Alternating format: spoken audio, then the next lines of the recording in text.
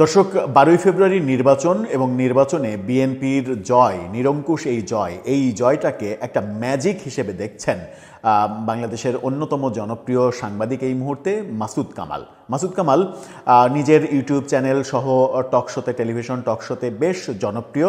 আবার একটা পক্ষ তার কট্টর সমালোচকও।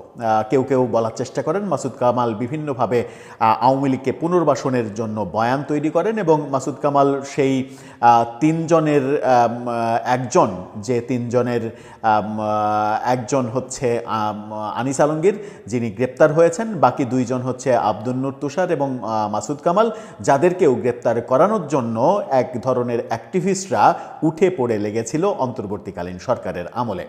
মাসুদ কামাল বিএনপির এই বিজয়টাকে ম্যাজিক বলছেন এই কারণে যে বিএনপির বিজয়ের সাথে সাথে বাংলাদেশে মব সন্ত্রাস থেমে গেছে।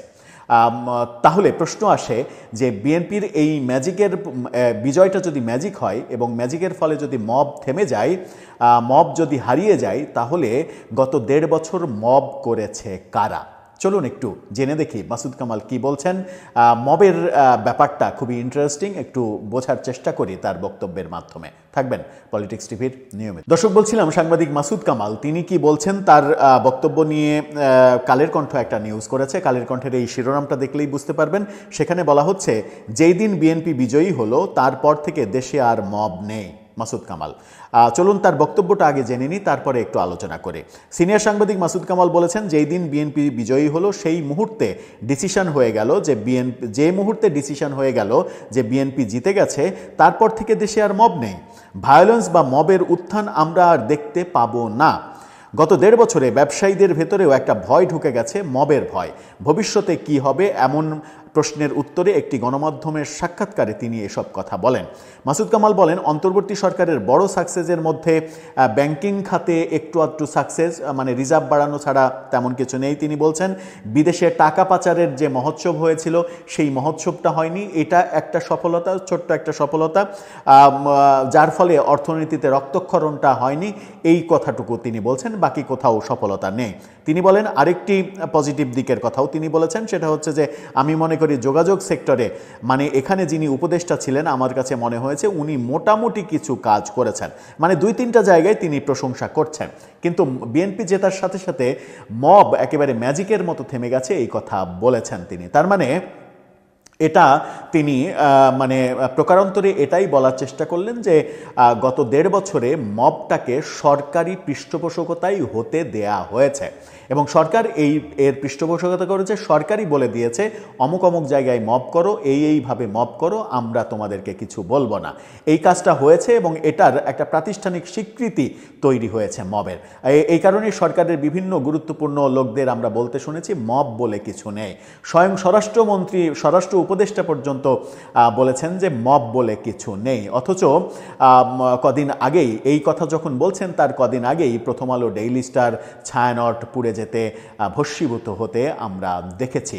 তারপরেও নির্লজ্জের মতো উপদেষ্টারা বলেছেন মব বলে কিছু নেই।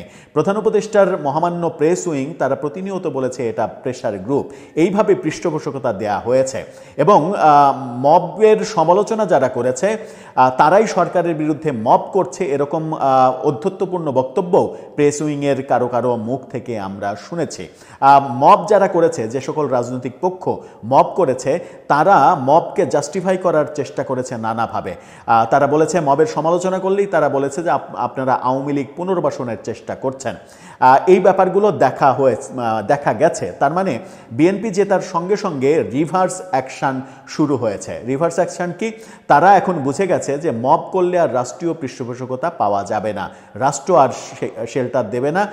প্রধান উপদেষ্টার জায়গায় প্রধানমন্ত্রী এখন আর বলবে না, আসো বাবা মব করে আসলো, তোমাদেরকে একটু আদর আপ্যায়ন করে, এই কথা বলবে না। বরং এখন ডান্ডার বাড়ি খেতে হবে। মব করলে মবের এগেনেস্টে অ্যাকশন হবে। গতকালকেই স্বরাষ্ট্রমন্ত্রী বলেছেন মব বলে আর কোনো কিছু হতে দেয়া হবে না। ম্যাজিকের ব্যাপারটা এটাই। আবার উল্টো যদি সমালোচনা করে কেউ ম্যাজিকের ব্যাখ্যা করতে চান, তাহলে কিন্তু এটাও বলতে পারেন যে বিএনপি জেতার সাথে সাথে মব থেমে গেল, তাহলে কি মবগুলো বিএনপিই করছিল? এরকম যদি তীব্র ব্যঙ্গাত্মকভাবেও কেউ বলে ফেলেন, তাকে কি আপনি আটকাতে পারবেন? যদিও সেই কথাটা বলবে একবারেই বিএনপির বিরোধী পক্ষ, একেবারে শত্রুপক্ষ যারা, তারা এভাবে ব্যাখ্যা করার চেষ্টা করবে যে তারা আসলো, থেমে গেল, তার মানে কলকাঠুই, চাবি টাবি এগুলো সবই তাদের নিজেদের হাতেই ছিল, তারা ক্ষমতায় এসে এগুলো বন্ধ করে দিয়েছে। আদতে কি বাস্তবতা সেটা? বাস্তবতা হচ্ছে আমরা প্রকাশ্যে দিনের আলোতে দেখেছি যে প্রফেসর ইউনূসের সরকার নিজে পৃষ্ঠপোষকতা দিয়ে নানাভাবে তথাকথিত ওই ছাত্র জনতা নামধারী কিছু উচ্ছৃঙ্খল সন্ত্রাসীদের লেলিয়ে দিয়ে মবের জন্ম দিয়েছেন, এবং এই মবে তার আমলে অন্তত প্রায় 400-র কাছাকাছি, আইন এবং সালিশ কেন্দ্রের তথ্যমতে প্রায় 400-র কাছাকাছি মানুষ মারা গেছে। ভারত থেকে বারবার অভিযোগ করা হয়েছে এই 1.5 বছরে প্রায় 3000-এর কাছাকাছি সাম্প্রদায়িক সহিংসতার ঘটনা ঘটেছে। অথচ প্রফেসর ইউনূস সরকারের স্বরাষ্ট্র উপদেষ্টা বলেছেন মব বলে কিছু নেই। দর্শক, আপনার মতামতের ব্যাপারে জানিয়ে লিখতে পারেন আমাদের কমেন্ট বক্স।